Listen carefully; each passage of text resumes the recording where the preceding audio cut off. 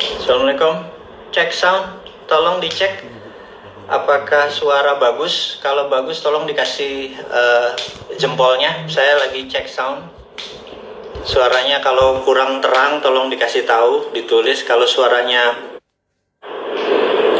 cukup jelas, kita akan mulai sekitar 1 menit lagi. Masih sempat untuk ke toilet teman-teman.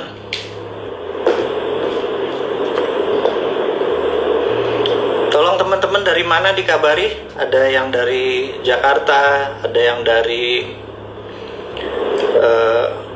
Indonesia bagian timur, tentunya udah buka puasa harusnya ya.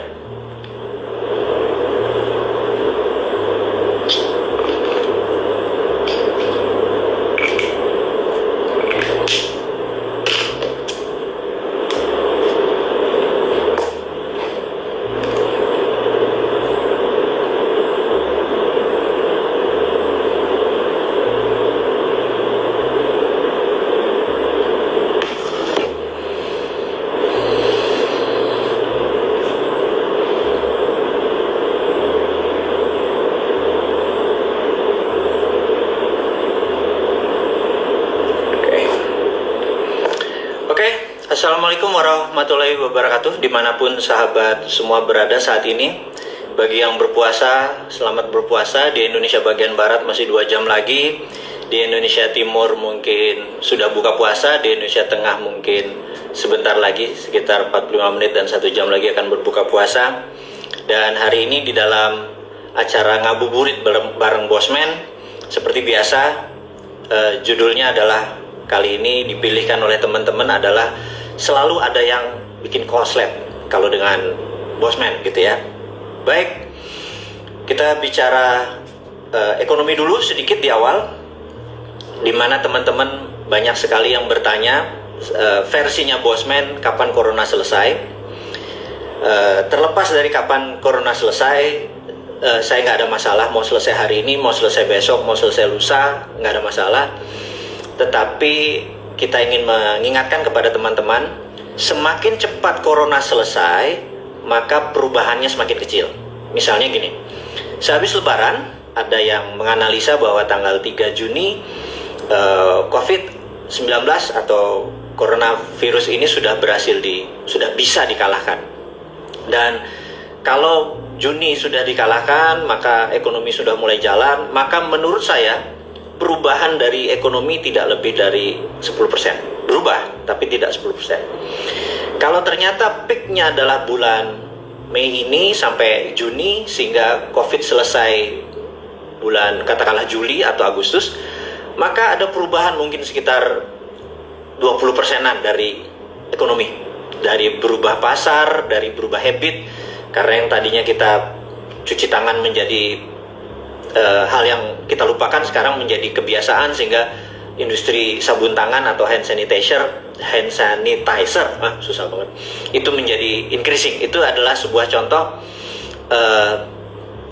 bisnis berubah atau ekonomi perilakunya berubah. Nah, semakin panjang efek corona ini, maka perubahannya semakin drastis. Jadi saya hanya mengutip dari dari buku yang saya baru baca, entar saya lupa lagi judulnya. Itu adalah sebuah jurnal ekonomi. Di situ mengatakan bahwa kalau ekonomi ini di dunia terutama, bukan di Indonesia, kalau ekonomi ini COVID-nya baru selesai 2021 akhir, maka perubahannya tuh bisa hampir 80%. Jadi dunia berubahnya sangat dahsyat gitu ya. Nah, banyak yang berharap bahwa corona cepat selesai, sehingga mereka-mereka yang biasa berbisnis dengan ala lama bisa menjalankan dengan strategi yang lama. Tetapi ketahuilah sahabat semua, kalau corona ini baru selesai di dunia adalah tahun depan, katakanlah semester pertama, semester kedua, kita nggak tahu, maka perubahan itu sangat signifikan. Disinilah kita sebagai pebisnis, sebagai entrepreneur, sebagai profesional, sebagai Anda pegawai apapun segala macam, kita harus agile, kita harus sabar, tidak bisa kita melihat bahwa ini pasti. Anda harus punya plan A, plan B, plan C, gitu ya. Saya kadang-kadang kalau di dalam diskusi dengan beberapa teman itu, saya suka ngingatin dengan kata-kata yang sangat ekstrim, gitu ya. Bahwa tahu nggak kenapa PKI itu gagal waktu tahun 65 mengkudeta Indonesia? Maka jawaban saya adalah karena dia nggak punya plan B, gitu ya. Dan ini kata-kata mungkin agak ekstrim, gitu ya. Jadi kita harus punya plan A, plan B. Memang ada beberapa negara, Arab Saudi sudah selesai, ini sudah selesai. Saya tidak mengatakan ini satu atau dua negara. Saya mengatakan ini adalah corona secara global, secara seluruh dunia. Jadi bukan berarti kalau Indonesia katakanlah selesai bulan Juli gitu ya, terus Indonesia bisa bergerak dengan 100%, sementara Singapura masih lockdown. Singapura kena second wave. Terus China saat ini sebagian kena second wave. Jadi China pun belum full capacity, apalagi Amerika first wave-nya aja belum selesai. Jadi teman-teman saya saya sangat mengingatkan kepada sahabat semua di dalam menganalisa ada dua, ada lokal masalah Indonesia, ada juga masalah global internasional. Jadi saat ini mungkin Indonesia akan selesai bulan Juni atau Juli. Kita harus bersiap, tapi dunia, saya belum melihat tanda-tanda akan selesai. Peak-nya masih belum tahu. Jadi kita ready dengan plan A, kita ready dengan plan B, kita ready dengan plan C. Itu adalah kabar bisnis seperti biasa. Saya buka dengan bisnis dulu. Nah, yang kedua adalah seperti biasa, di dalam video-videonya Bosman selalu menceritakan tentang geopolitik dan geostrategi. Ini hanya rasa prihatin saya kepada anak bangsa, di mana kita tahu sejak reformasi 20 tahun yang lalu, pelajaran pendidikan Pancasila, pelajaran bernegara agak kurang, bahkan dikatakan hampir hilang. Jadi mereka-mereka yang berusia 39 tahun ke bawah, pemahaman bernegaranya berbeda dengan yang mereka-mereka yang senior gitu ya, yaitu yang usianya mungkin di atas 50 tahun gitu ya. Nah, tapi pelajarannya kita buat populis, kita buat santai, kita buat tidak heavy atau berat gitu ya. Sebagaimana teman-teman tahu, udah 2 episode saya menceritakan tentang geopolitik dan geostrategi, dan hari ini pun kita akan kupas sedikit gitu ya. Saya akan kupas dengan sebuah tulisan yang berjudul Long Telegram. Long Telegram ini ditulis oleh George F. Kennan, jadi Kennan, K-E-N-N-O-N, jadi Kennan. George F. Kennan adalah mantan duta besar Rusia waktu itu masih Soviet, dari Amerika, dan dia menulis judulnya Long Telegram. Ini menarik karena sejak saat itu foreign policy atau kebijakan luar negeri Amerika sampai sekarang tidak berubah. Saya sengaja memberikan pelajaran ini dari Amerika dulu, kemudian baru Anglo-Saxon, Inggris, kemudian baru kaum Arya, Jerman, Rusia, dan lain sebagainya, dan terakhir kita-kita yang kaum kulit berwarna ini yang sama mereka orang kulit putih tidak dianggap gitu ya. Saya harus menceritakan ini apa yang mereka pikirkan, bukan apa yang kita tahu. Sekali lagi, saya banyak belajar dan banyak membaca, banyak berdiskusi dengan teman-teman urusan geopolitik dan geostrategi, dan sudah 18 tahun per hari ini. Jadi rasanya itu dari bawah sadar saya kalau bicara begini. Oke, balik lagi ke informasi yang George F. Kennan tadi. Dia mengatakan bahwa Amerika itu memiliki 5,7% populasi dunia. Ini tahun 40 ya. Ini adalah tahun 40-an, hampir tahun 50-an, 49 atau 47 saya lupa. Amerika itu memiliki 5,7% populasi dunia, tapi menguasai 65% world wealth atau kekayaan dunia gitu. Dan ada kata-kata yang setelah itu yang menjadi patokan adalah we want to keep it that way forever.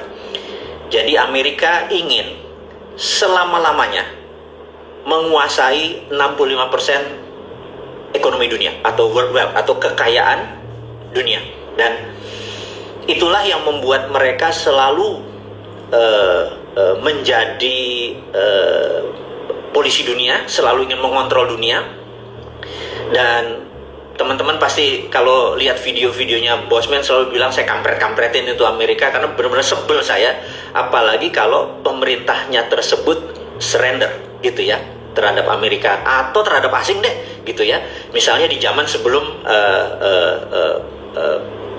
Pak Jokowi misalnya gitu, pemerintahannya Pak SBY gitu ya. Anda bisa lihat rekam jejak saya juga cuman ya karena tidak ada sosial media sebagus sekarang mungkin tidak banyak tercatat, tetapi di situ pun saya termasuk orang yang kenceng gitu ya, tidak setuju. Contoh. Saya adalah penentang tahun 2002 sewaktu Undang-Undang 45 mau diubah menjadi Undang-Undang 2002. Anda semua pasti lupa sejarah itu. Saya bisa sebut nama-nama mereka. Kita berada di gedung DPR pun, tapi jam 7:30 intinya tidak terjadi aja kita ngepung DPR. Itu udah selesai. Tapi kita berangkat adalah mengingatkan kita tidak setuju Undang-Undang 45 diubah menjadi Undang-Undang 2002.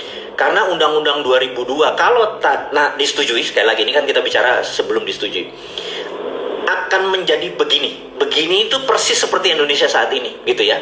Dan itu kita cuman ngurut dada gitu ya. Nah, apa sih yang terjadi sebenarnya di Undang-Undang 2002 yang saat ini dipakai di Indonesia? Jadi gini, Undang-Undang 2002 itu merubah drastis sekali aturan main bernegara di Indonesia. Nomor satu, kita pemilihan kepala daerah dan pemilihan presidennya menjadi direct voting, one man one vote, atau dalam bahasa kerennya adalah popular vote. Dan saya tidak setuju popular vote. Negara Amerika yang katanya biangnya demokratis saja tidak popular vote, mereka pakai electoral vote. Saya pengennya 2024 kita tidak pakai lagi electoral vote, tidak pakai lagi popular vote, tapi electoral vote. Saya ceritakan dulu kenapa. Kalau popular vote, maka yang jadi presiden Indonesia atau menjadi kepala daerah adalah orang yang populer, bukan orang yang soleh, bukan orang yang pinter, bukan orang yang berpengalaman, tetapi orang yang populer. Karena itu ya, boleh dibuktikan siapa saja saat ini yang mau menjadi pemimpin Indonesia, katakanlah 2024, atau mau menari menjadi kepala daerah tahun 2002, mereka saat ini ganjen genitnya bukan main di media. Bisa keluar dengan berbagai macam tampang-tampang mereka, entah dengan COVID lah ngomongnya, entah dengan donasi lah, entah dengan gerakan-gerakan apapun, pokoknya mereka genit gitu ya. Nah, saya sengaja memancing itu di awal diskusi kali ini gitu. Bosman mau jadi presiden? Kagak, gue nggak mau keluar tampang. Lihat aja video gue, nggak ada tampangnya gitu ya. Itu membuktikan saya nggak pernah mau terpikir menjadi public services. Orang lain aja. Tapi ide-idenya bernegara saya mau ajarkan. Jadi siapapun yang menjadi kepala negara, kepala daerah, saya akan ajarkan bagaimana cara bernegara dengan muscle knowledge yang lain, dengan ilmu pengetahuan dari otot pengetahuan yang lain, sehingga balance, sehingga ada pembanding gitu ya. Nah, jadi Anda bisa lihat saat ini genit sekali siapapun itu yang menari itu, karena mau yang jadi presiden adalah populer vote, dia harus populer. Kegenitan seperti ini saya muak, saya capek gitu, ada gerakan inilah, gerakan itulah gitu ya. Apapun itu hanya untuk mereka menjadi spotlight gitu ya. Dan gila, lu masih 4 tahun lagi lu mau jual diri gitu banget sih gitu ya. Kalau gerakan aja, nggak usah pakai jualan gitu ya. Nah, ini yang saya menganggap bahwa karena sistemnya tahun 2002 adalah popular vote, bukan electoral vote. Nah, sekali lagi, apa itu populer, apa itu electoral? Electoral vote itu begini. Kita memberikan pembobotan kepada seseorang. Misalnya seorang bosman tamat SMA doang, nggak bayar pajaknya jelek atau bahkan tidak bayar pajak gitu ya, maka suara saya satu gitu ya. Kalau sekarang ini suara orang semuanya satu, seorang yang ahli ibadah, ahli surga, hafal Quran, santun, pun bergerak, sosialnya luar biasa, humble, rendah hati dan lain sebagainya gitu ya, pembayar pajak yang taat, suaranya satu. Pembunuh, pemerkosa, ahli penjara, itu suaranya juga satu gitu ya. Ini nggak fair. Karena apa? Di Indonesia ini banyakan orang baik atau banyakan orang yang tidak berilmu atau banyakan orang yang jahat, saya nggak tahu gitu ya. Tapi yang jelas orang yang tidak berilmu, orang yang tidak beragama dan lain sebagainya itu bisa dibeli gitu. Bayangin, presiden atau kepala daerah mendapatkan suaranya karena membeli.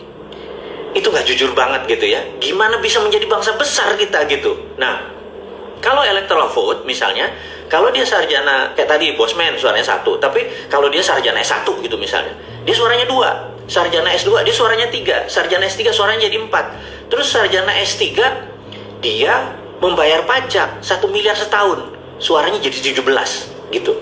Nah, hal-hal seperti begini membuat seseorang waktu dipanggil namanya Pak Badu dengan 17 suara, itu waktu voting itu bukan memilih, dia benar-benar menentukan arah negara ini gitu ya.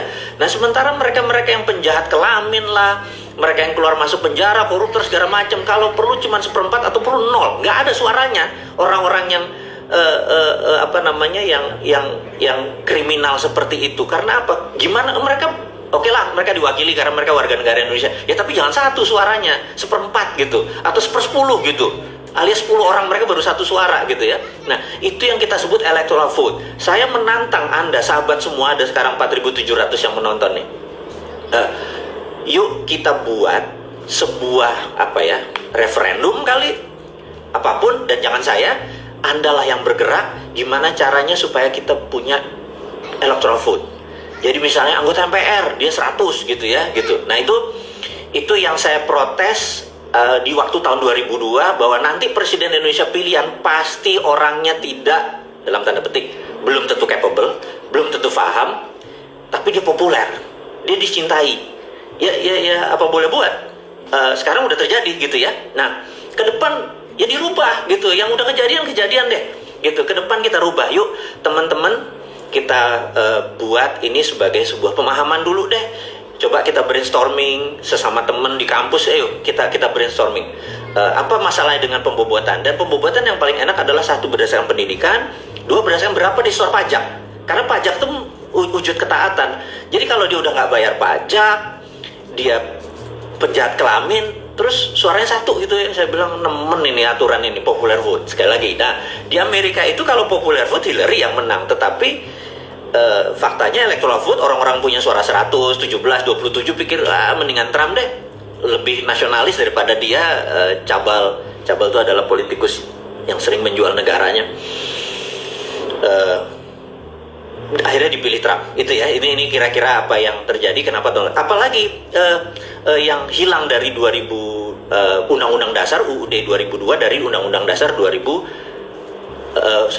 Undang-Undang Dasar 1945 adalah hilangnya GBHN, garis besar haluan negara hilang. Bayangin, kalau kita lagi berjalan ke sebuah tujuan gitu ya, naik perahu, terus kita bilang kita mau ke sana, itu namanya garis besar haluannya ke sana gitu ya.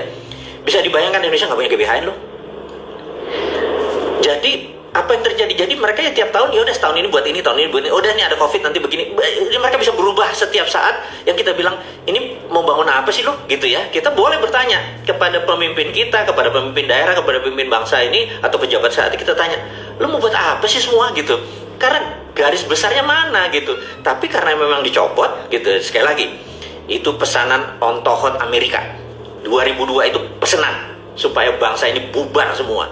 Dan itu harus diluruskan. Jadi jangan pilih Mardigu jadi presiden, karena kalau itu kita bisa undang-undang 2002 saya ubah kali ya gitu menjadi undang-undang berapa, 2024 kali kita ubah. Ya mungkin electoral vote bukan popular vote, GBHN masuk lagi, dan ada lagi yang paling menurut saya paling menohok saya, yaitu ketika teman-teman terpilih menjadi anggota DPR, banyak sekali mereka adalah artis. Saya nggak masalah artis, tapi kebangsaannya kita challenge. Anda tahu nggak sistem bernegara gitu ya? Terus karena mereka populer, terus gimana kalau kita mengadakan lemhanas dulu kepada mereka yang mau menjadi wakil rakyat? Mereka harus diajari dulu cara bernegara. Atau nonton video Bosman deh, 250 biji, lo nonton deh tuh gitu. Itu cara cerdas bernegara. Baru dia boleh, nanti kita kasih sertifikat, asal bayar 750.000. Pokoknya mirip-mirip lah kaum milenial sekarang tuh prakerja. Ini namanya pra-anggota DPR lah, apalah namanya gitu ya. Tapi syaratnya cuma nonton gratisan tapi bayar gitu. Geblek-geblekan aja kita nasional ini. Oh, lucu-lucuan aja kita buat seru aja nih bangsa gitu ya. Nah, jadi mereka-mereka yang populer tadi ya bisa bapaknya preman, anaknya jadi, itu saya harus ngomong apa adanya, dan Anda boleh sakit hati dengan Bosman ngomongnya nyakitin nih gitu ya. Tapi fakta ya harus diucapkan gitu ya. Nah, jadi Apa yang parah lagi? Hilangnya fraksi TNI Polri dari DPR. Itu saya nyereh hati, cek Sunda mah, gitu ya. Loro hati saya, gitu. Sakit hati saya. Kenapa? Mereka TNI Polri, mereka itu tidak boleh milih loh. Ada 1 juta atau hampir 1,5 juta anggota TNI dan Polri. Mereka nggak ada suaranya, nggak ada voting right-nya. Terus mereka tidak ada wakilnya lagi. Mereka kan tidak nyoblos, terus nggak ada wakilnya di DPR. Padahal mereka ngerti bela negara, mereka ngerti apa itu cara melindungi setiap sendi bernegara, Ipolek Sosbud Hankam, ideologi politik, sosial budaya, pertahanan keamanan. Mereka paham karena mereka ditrain dari dulu, didrill dari dulu selama puluhan tahun. Nah, kalau saya sekali lagi, saya pengen undang-undang 2002 kita challenge, kita ubah, masukkan TNI Polri balik, anggap suaranya cuma 5%. Dari seluruh anggota DPR suaranya 5%. Jadi balik lagi sehingga ada yang mengawal negara kita. Jadi orang-orang yang masih baru, yang tadinya artis, oh begini toh cara bernegara, karena akhirnya dia jadi pinter, terus dia belajar menjadi the best negara, menjadi pagar yang bagus lagi anggota DPR itu kalau masuk TNI Polri. Terus yang berikutnya, ASN, pegawai negeri ini sering dipakai oleh para incumbent untuk menekan, untuk memilih dia lagi kalau dia mau jadi second term, karena pegawai negeri, lu gue yang bayar kan, dan lain sebagainya. Nah, harusnya ASN ini pegawai negeri tidak boleh ada suara, tidak boleh milih. Ada mungkin 3 juta kali ASN ya, tidak boleh milih, tapi ada wakilnya di DPR, gitu ya. Jadi sekali lagi, tadi TNI Polri masuk, kemudian ASN masuk, sehingga mereka nggak memilih tapi ada wakilnya, sehingga mereka tetap aspirasinya tersalurkan, gitu ya. Mereka guru, mereka segala macam, kan harus ada wakilnya, daripada dipakai oleh incumbent atau pejabat yang setempat, entah itu pegawai entah itu bupati, wali kota, gubernur. ASN nggak boleh memilih. ASN benar-benar abdi negara dan mereka ada suaranya di DPR, gitu ya. Dan ini yang terakhir, DPD utusan daerah toto keluar, gitu ya. Dulu ada utusan daerah DPR, harusnya masuk. Jadi 10% adalah TNI Polri, 5% ada ASN, 5% adalah utusan daerah.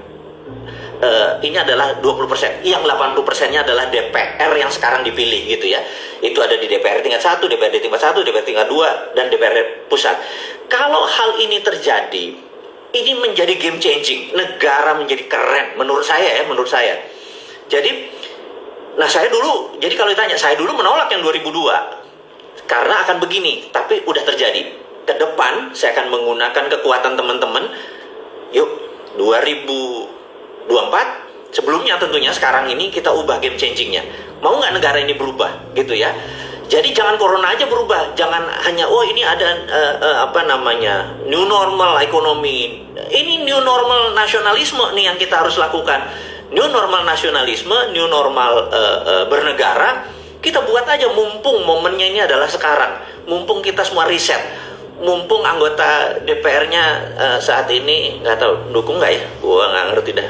Nggak ada duitnya sih, gue nggak tahu. Tapi ya teman-teman, kalau Anda kenceng, punya kekuatan bersama, harusnya berubah, gitu ya. Nah, jadi saya pengen saya pikir cara cerdas bernegara hari ini mudah-mudahan ketangkep. Sekarang kita masuk balik lagi ke geopolitik luar negeri. Kalau tadi dalam negeri ya, balik lagi. Jadi kita tahu bahwa Amerika setelah long telegramnya George F. Kennan menyatakan we want to keep it that way forever, gitu ya.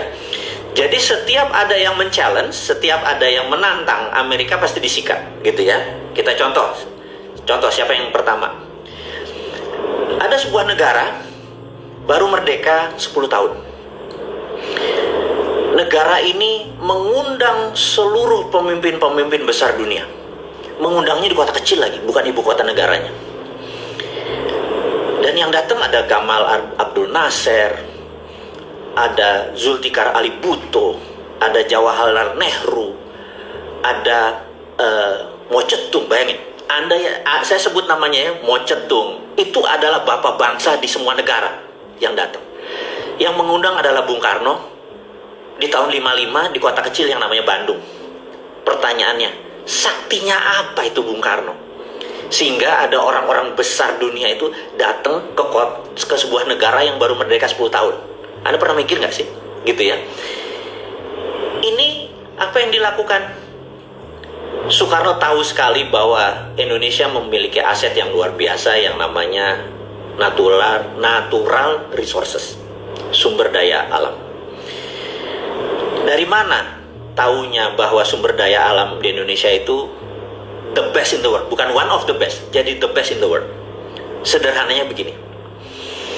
Kalau ada bola, dari bola apa ya? Dari bola plastik kita tiup.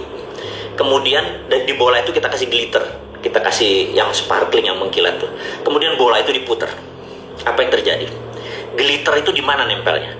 Glitter itu nempelnya ada di tengahnya, gitu ya. Tengah glitter. Nah, di Indonesia ada di Katulistiwa. Sudah miliaran tahun bumi ini berputar pada porosnya, betul ya? Kecuali yang flat earth lah, silahkan itu, gua nggak ngerti gimana dia bisa ada matahari siang malam tuh kalau nggak matahari berputar, otaknya pun nggak tahu lah di mana. Gua anti flat earth gitu ya.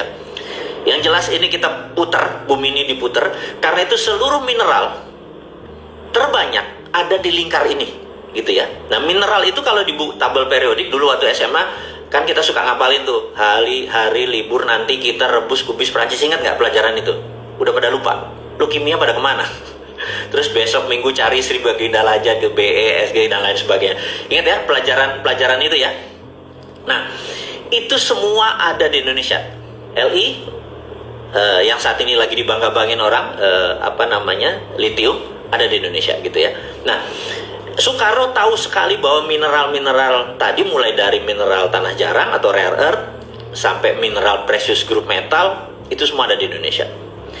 Kalau dia audit, katakanlah nikel diaudit, misalnya nilainya ini dari langit aja ya, 1000 billion gitu ya. Terus copper nilainya 1000 billion gitu ya. Terus apalagi dia sebutin lah, mangan, thorium, palladium, osmium, germanium, apapun sebut gitu ya. Nah, kalau anggap aja nikelnya deh 10, nilainya 1000 billion gitu ya. Ini kalau diterbitkan surat berharga itu namanya sovereign wealth fund yang saya sering dengung-dengungkan. Dulu Pak Karno pakai sebagai bargain power gitu.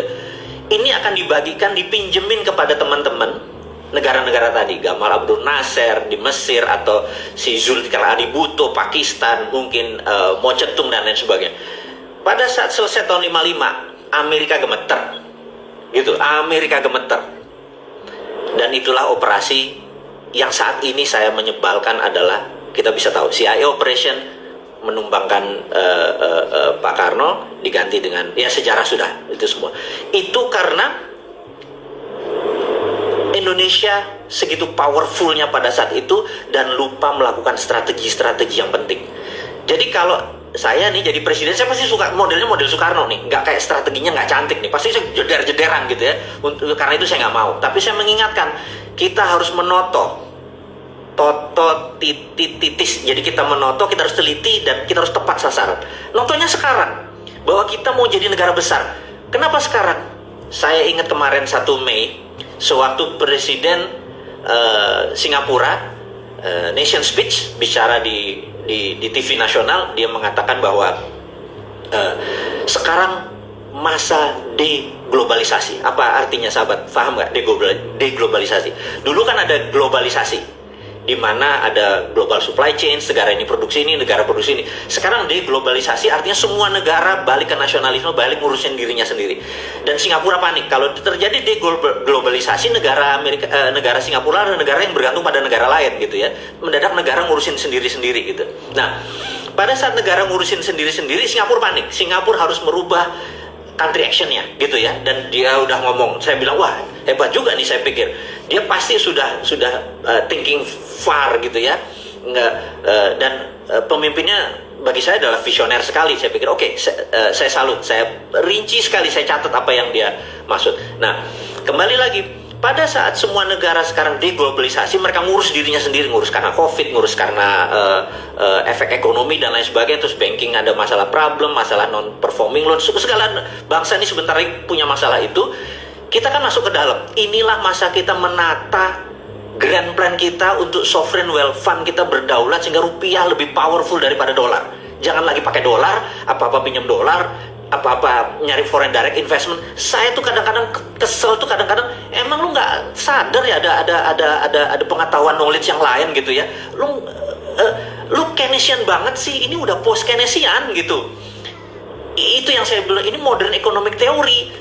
Gitu rasanya gregetan tuh, kayak gimana sih orang di dunia ini yang punya sovereign wealth fund kita yang terbesar, kita bisa rupiah underlying-nya bisa sovereign wealth fund bisa mempengaruhi dunia. Pada saat mereka, makanya saya berharap, ini jadi aneh saya berharap COVID itu lama, satu. Kedua adalah perang itu Cina sama Amerika, bener-bener begitu perang, ini moment of greatness, kita nyalip di tikungan gitu ya. Nah, teman-teman semua, saya mungkin terlalu berapi-api, tetapi saya melihat ini peluang. Karena itu, kok lu nggak lihat sih wahai pejabat, kok lu nggak lihat sih wahai politikus. Dan saya baru sadar, iya sih nggak ada TNI Polri, iya sih nggak ada ASN, yang mereka memang sudah dalam hidupnya memang sudah well plan gitu ya. Terus wakil daerah juga nggak ada porsi yang di daerah. Ini semua jadi ngerti ya. Tapi kan kita punya sosial media, kita punya sahabat-sahabat semua yang ada di tempat Instagram. Yuk kita buat kesadaran nasional. Jadi ini ada bukan sekedar new normal dalam ekonomi, tapi ini adalah new normal dalam nasionalisme gitu ya. Karena apa? Deglobalisasi tadi, anti globalis, kita menjadi balik ke nasionalisme. Jadi Indonesia for Indonesia gitu ya.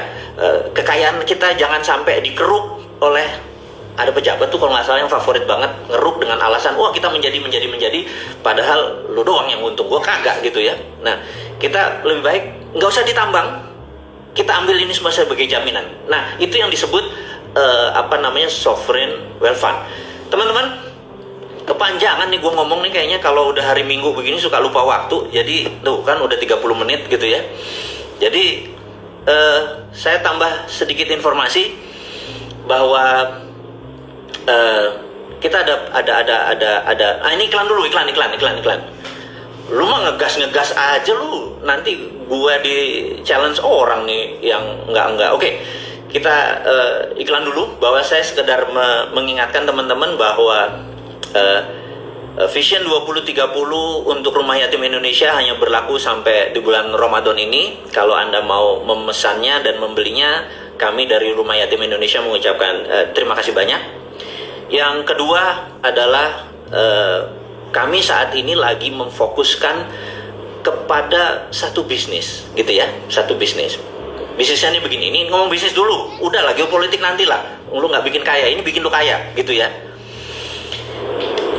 Saya tuh merasa bahwa teman-teman dari 1.000 orang, kalau kita ketemu 1.000 orang, maka hanya 17% mereka yang entrepreneur atau pengusaha atau UKM dan lain sebagainya. Sisanya mereka adalah pegawai, sisanya mereka adalah profesional, mereka dengan berbagai profesi gitu ya.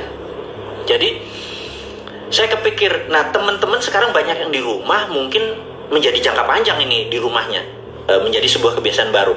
Gimana caranya di rumah bikin duit? Itu nomor satu.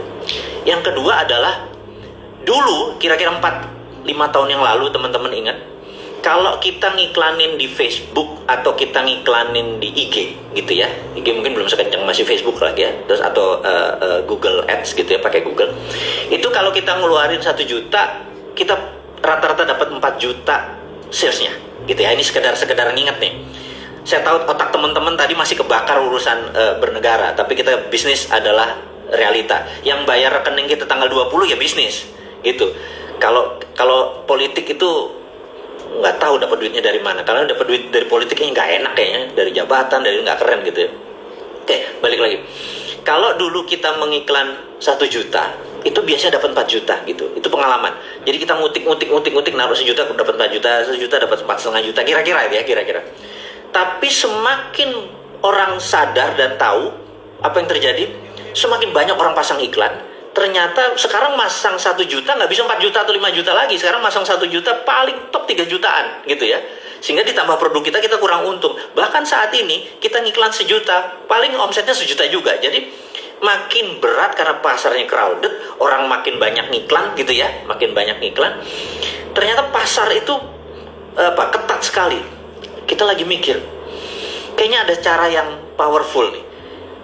Saya lihat anak-anak muda generasi milenial dan generasi Z ini punya kelebihan dibandingin generasi saya, generasi kolonial. Kalian itu baik, suka nge-share. apa aja nge-share. Lucu nge-share, lucu komen, gitu ya. Jadi saya pikir budaya ini budaya baik nih, dan orang Indonesia tuh budaya givingnya, budaya memberinya tuh baik banget gitu ya. Saya pikir kenapa nggak dimanfaatin. Jadi kalau teman-teman nge-share, gratis aja kita nge-share. Kalau nge-share-nya dibayar 2.000, mungkin lebih seru nih. Kita bicara bukan angka yang aneh, bukan 200 juta gitu ya, 2.000, 3.000 gitu ya. Nah, satu sisi teman-teman yang punya produk tadi, katakanlah saya punya jamu gitu, saya mau jual, yang dulu saya taruh 1 juta nggak bisa jualan, kenapa nggak saya taruh juga di sosial media teman-teman? Jadi saya ini punya program nunggangi sosial media.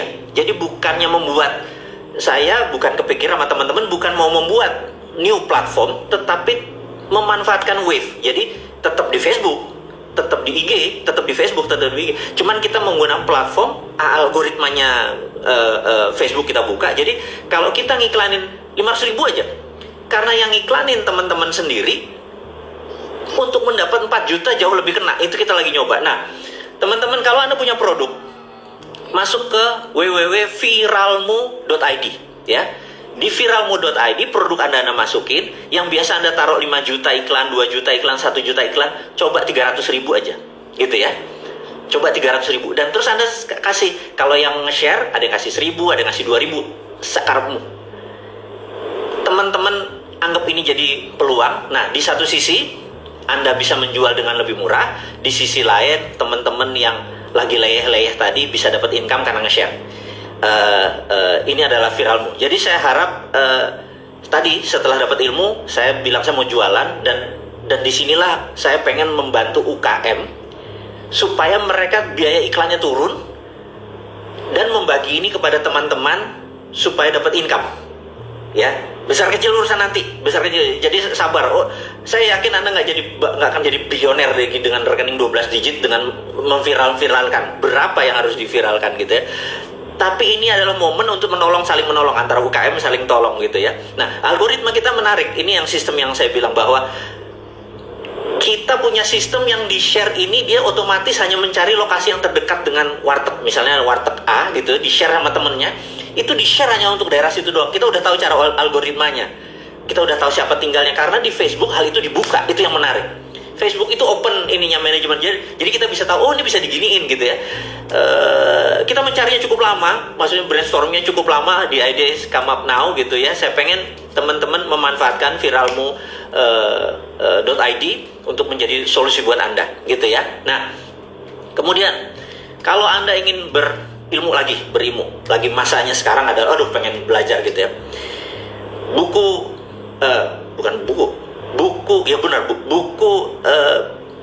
bisnis nggak seanjing itu kawan, itu powerful banget, karena saya baru tambah kurangi lagi. Dan saya pikir kalau bisnis akhirnya pebisnis doang. Saya pikir jangan. Integritas itu bukan masalah pebisnis. Parent, sebagai ayah, sebagai orang tua, murid, student, semua profesi, integritas harus ditegakkan.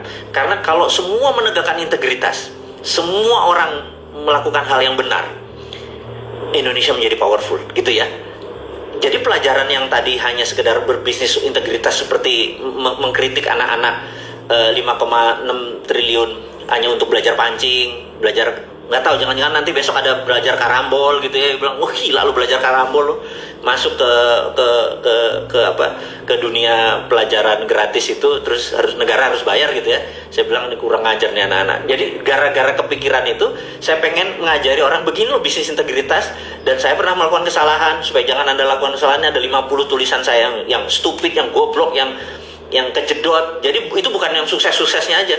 Terus gimana saya melakukannya, gimana saya minta maaf, gimana saya merendahkan diri saya supaya survive. 25 tahun berbisnis gak gampang. 25 tahun masih lo ketemu lo lagi gak gampang. Kalau Anda gak punya integritas, bilang oh gue pernah dimakan sama bosman, habis gitu ya. Hal itu panjang, dan sebagai parent, sebagai husband, sebagai pasangan hidup, dan lain sebagainya. Ini yang saya pengen teman-teman punya di buku. Pesan aja. Nanti di IG ini akan keluar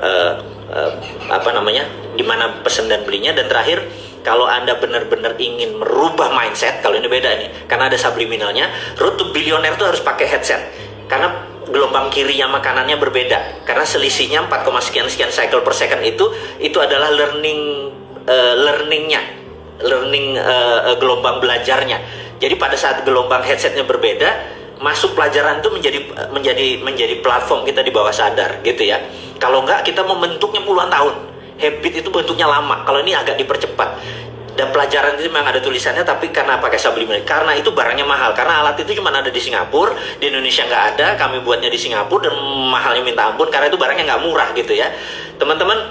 Jadi itu adalah sedikit jualan saya, iklan di ujung dari pelajaran tentang geopolitik dan geostrategi. Saya ulangi lagi supaya teman-teman ingat bahwa saya berharap Undang-Undang Dasar ya, UUD 2002 diubah menjadi Undang-Undang Dasar baru agar kita ke depan mempunyai pagar-pagar bela negara, yaitu anggota DPR, sistem electoral vote. Itu bisa membuat kita menjadi bangsa yang kuat. Kemudian sovereign wealth fund, apa yang distrategikan oleh Bung Karno, yang benar cara niatnya, tapi caranya waktu itu mungkin tidak dengan kekuatan yang lain sebagainya. Sekarang kita toto yang benar, supaya kita bisa sovereign wealth fund, rupiah ini $1 jadi Rp1, itu dengan kekuatan sumber daya yang kita. Dan syaratnya satu, jangan dikeduk. Jadi SWF itu, sovereign wealth fund itu, kalau dibilang oh kita mengeduk tambang, itu membuat aset kita hilang, gak sovereign lagi, tidak berdaulat lagi. Tapi biarin buat anak cucu kita, jangan ditambang. Value-nya saja yang kita angkat, kita jadikan paper. Dan karena 1:1 antara paper dengan ini, paper itu lebih powerful daripada kita dolar yang saat ini di printing tanpa sebab. Jadi mudah-mudahan teman-teman hari ini Anda dapat sesuatu yang baru. Hari ini kita bersemangat baru, Indonesia baru. Saya tidak ingin ada perang, tetapi sekali lagi, kalau ada perang, ini ada opportunity kita. Kalau COVID ini lama, jadi ini COVID kill life. Emang benar COVID membunuh manusia atau membunuh kehidupan. Tapi slow government response kill everything. Jadi lambatnya keputusan pemerintah itu membunuh semuanya. Dan saya nggak berharap kita salah kaprah, salah analisa, salah data, sehingga semuanya jadi lambat, terus malah kitanya bubrah. Biarin Cina sama Amerika bubrah, biarin dunia bubrah, tapi Indonesia harus solid, keputusan harus cepat, dan peluangnya adalah SWF. Sovereign Wealth Fund itu dipakai untuk solusi anak bangsa. Kalau nggak ngerti, panggil bosman, kemanapun, ngomongin Sovereign Wealth Fund. Dan Anda harus ada hal yang penting, harus biji, Anda harus berani, gitu ya. Jangan sampai pinter doang, biji lu nggak ada gitu ya, percuma jadi pemimpin. Dari saya cukup sekian. Sukses buat Anda semua, semangat buat Anda semua. Mohon maaf lahir batin jika ada perkataan saya yang menyinggung. Niat saya adalah mengajari dan mengingatkan, begitu juga diri saya. Sukses buat Anda semua. Wassalamualaikum warahmatullahi wabarakatuh.